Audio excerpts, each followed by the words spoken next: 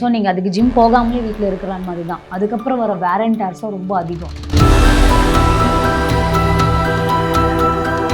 விமென்னாலே back pain தான். ஏன்னா நிறைய வெயிட் கெயின் போடக்கூடிய சுச்சுவேஷன்ஸ் அவங்களுக்கு தான் இருக்குது. லைகா புரொடக்ஷன்ஸ் சுபாஸ்கரன் வழங்கும் அனுபமா பரமேஸ்வரன் நடிப்பில் லாக்டவுன் உங்கள் அபிமான திரையரங்குகளில் வெற்றி நடை போடுகிறது. அது ஃபிசியோனாலே சரி பண்ண முடியாது. இல்லை நீங்கள் ஒரு ஒர்க் அவுட் பண்ணி ஸ்ட்ரென்த் ட்ரைனிங்கோ நியூரோ கண்டிஷன் வந்துச்சுன்னா பண்ண முடியாது. என்னதான் நீங்கள் வீட்டு வேலை செஞ்சாலுமே ஒரு மசில் குரூப்புக்குன்னு தனித்தனியாக நம்ம ட்ரெயின் பண்ணாதான் அது ஒரு ட்ரைனிங்குள்ளேயே வரும். நல்ல வேலை பார்த்துட்டு இருக்கிறோமா திடீர்னு ஒரு 50-60 இயர்ஸ் கிட்ட வரும்போது வேலையே பார்க்க மாட்டாங்க. குக் வச்சுக்கிற அளவுக்கு வீக் ஆகிடுவாங்க.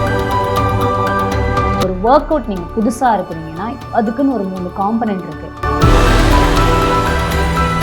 ஒரு சிம்பிளாக நீங்கள் ஒரு 2 ஒர்க் அவுட் சொல்லுவீங்க. நீங்கள் வீட்டில் கண்டிப்பாக இது டெய்லி ஃபாலோ பண்ணணும்னா எதை நீங்கள் ஈஸியாக சொல்லுவீங்க?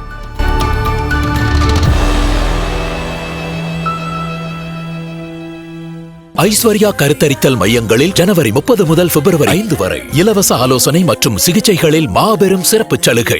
அண்ட் நிறைய பேர் இப்போ என்ன பண்ணுறாங்கன்னா, நான் இப்போ ஒரு ஜிம்முக்கு போகிறேன், அங்கே இவ்வளோ வெயிட்ஸ் போட்டு நான் அடித்து தள்ளி இதெல்லாம் பண்ணாதான் என்னோட உடம்பு வெயிட் லாஸ் ஆகும். ஆனால் அது பின்னாடி வெயிட் என்ன ஆகும், இல்லை நம்ம உடம்பு எந்த அளவுக்கு அதை தாங்குது எதுவுமே தெரியாமல் பண்ணிடுறாங்க.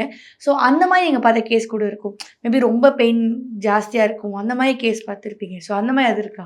நிறைய பேர் அப்படி தான் பண்ணுறாங்க. அவங்க என்ன நினைக்கிறாங்கன்னா, நிறைய வெயிட் ட்ரைனிங் பண்ணால் வெயிட் லாஸ் ஆகும். அஃப்கோர்ஸ் ஆகும். பட் உங்களோட இன்டென்சிட்டிக்கு ஏற்ற மாதிரி, உங்களோட லெவலுக்கு ஏற்ற மாதிரி, இண்டிவிஜுவலுக்கு ஏற்ற மாதிரி கொடுக்கறதுக்கு ஆள் வேணும். அந்த ஈகோ லிஃப்டிங் பண்ணுறது, போய் ட்ரை பண்ணி பார்க்கலாமேன்னு சொல்லிட்டு, இப்போ நீங்கள் ப்ரோக்ரஸ் பண்ண போகிறீங்க வெயிட் அப்படின்னா அதுக்குன்னு ஒரு டே வச்சுப்பாங்க. ஒரு 10 days கழிச்சு நான் டெட் லிஃப்ட் ப்ரோக்ரஸ் பண்ண போகிறேன்னா ஒரு ப்ராப்பர் வார்ம் அப் இருக்கும், கூல் டவுன் இருக்கும். ஃபஸ்ட்டு கம்மியான வெயிட்ஸில் வச்சு ப்ரோக்ரஸ் பண்ணுவாங்க. அதுக்கப்புறமா தான் வெயிட்ஸை ஆட் ஆன் பண்ணுவாங்க. பட் இதெல்லாம் இல்லாமல் ஒரு 1 hour ஆல்ரெடி ஒர்க் அவுட் பண்ணியிருப்பாங்க. யாரோ ஒரு ஃப்ரெண்டு வா மச்சான் பண்ணலாம் அப்படின்னு சொல்லிட்டு அதுக்கப்புறமா நீங்கள் வெயிட்ஸை போட்டு ஆல்ரெடி எக்ஸாஸ்ட் ஆகி ஃபெட்டிகாக இருக்கிற மசில் நீங்கள் மறுபடியும் வெயிட்ஸை போட்டு ஆட் ஆன் பண்ணி எக்ஸ்ட்ராவாக புஷ் பண்ணுற இந்த மாதிரியான சினாரியோஸ் தான் நிறைய வரும். ஸோ நீங்கள் அதுக்கு ஜிம் போகாமலே வீட்டில் இருக்கிற மாதிரி தான். அதுக்கப்புறம் வர வேர் அண்ட் டேர்ஸும் ரொம்ப அதிகம். ஸோ போனீங்கன்னா உங்களோட லைஃப் ஸ்டைலுக்கு ஏற்ற மாதிரி தான் நீங்கள் ட்ரெயின் பண்ணணும். I would highly advise if you are an IT guy who works 9 to 5 job, உங்களுக்கு பெருசாக ஆக்டிவிட்டி இல்லாத போது உங்களுக்கு எப்படி வேணுமோ அது மட்டும் நீங்கள் பண்ணுங்கள். நீங்கள் பேட்மிண்டன் விளையாடுவீங்களா வீக்கெண்ட் ஆனால் அதுக்கேற்ற ஸ்பீடுக்காக நீங்கள் ட்ரெயின் பண்ணுங்கள், என்டூரன்ஸ்க்காக ட்ரெயின் பண்ணுங்கள், பாடி வெயிட்டை மெயின்டைன் பண்ணுறதுக்கு ட்ரை பண்ணுங்கள்.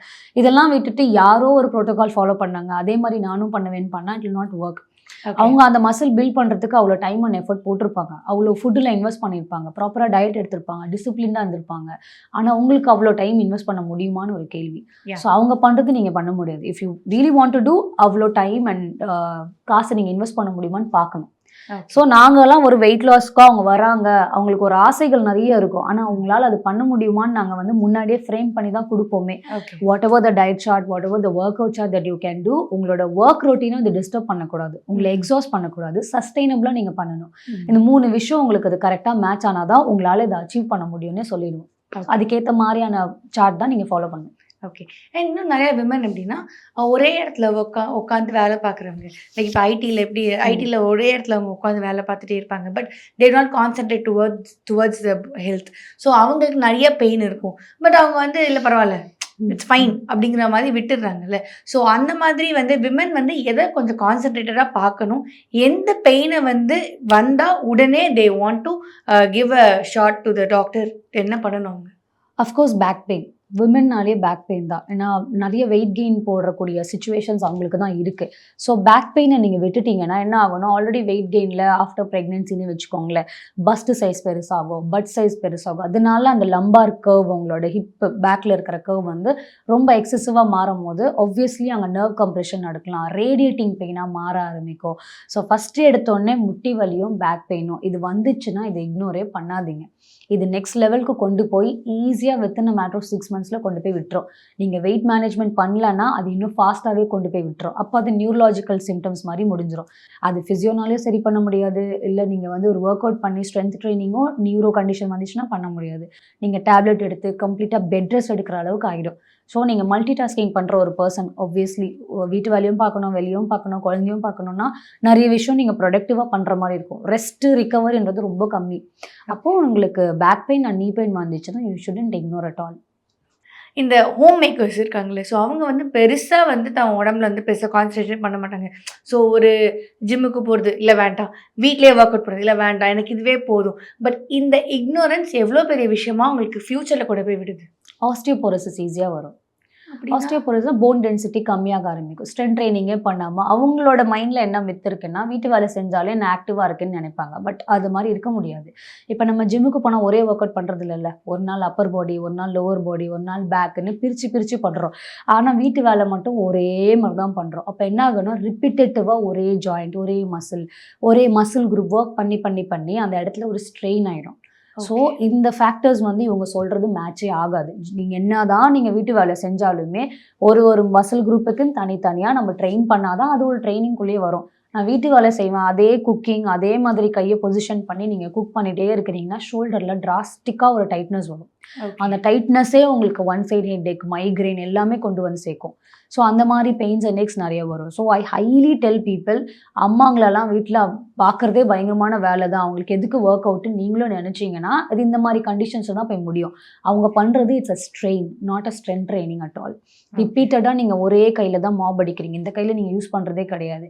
ஒரே கையில் தான் நீங்கள் எல்லா வேலையும் பண்ணுறீங்க, 2 கையில் தான் அப்பப்போ குக்கரை தூக்கி போடுறீங்க. எல்லாமே it's going to be repetitive overload strain தான்.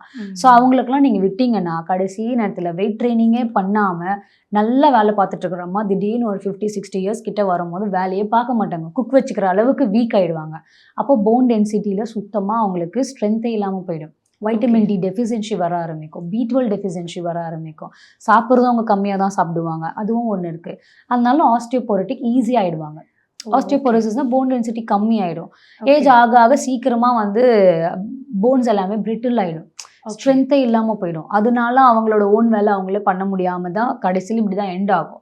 அப்போ தான் அந்த ரிஸ்க் ஆஃப் இன்ஜுரி நிறைய இருக்கும், ஃபால் நிறைய இருக்கும். வயசாகும் போது நீங்கள் முன்னாடியே அந்த ஸ்ட்ரென்த் ட்ரைனிங் பண்ணிங்கன்னா 50-60 இயர்ஸ் சூப்பராக அவங்களால லீட் பண்ண முடியும் லைஃப்பை.